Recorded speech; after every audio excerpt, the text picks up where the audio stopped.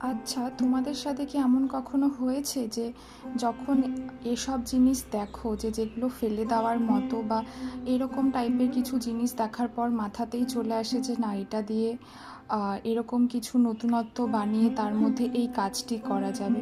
আমার সাথে প্রায়ই এই জিনিসটা হয়, কিন্তু সময়ের অভাবে সবসময় করা হয় না। তো এই মাটির ছোট্ট পাতিলটা পেয়েছিলাম রথযাত্রার সময়, জগন্নাথ দেবের মহাপ্রভুর প্রসাদ এসেছিল।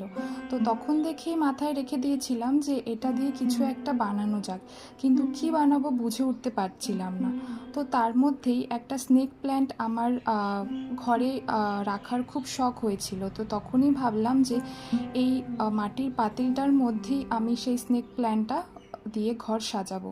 তো যেই ভাবা সেই কাজ, ছোট্ট একটু ড্র করে কিছু আঁকিবুকি করে তার মধ্যে স্নেক প্ল্যান্টটা দিয়ে ঘরেই সাজালাম। দেখো তো কেমন হয়েছে।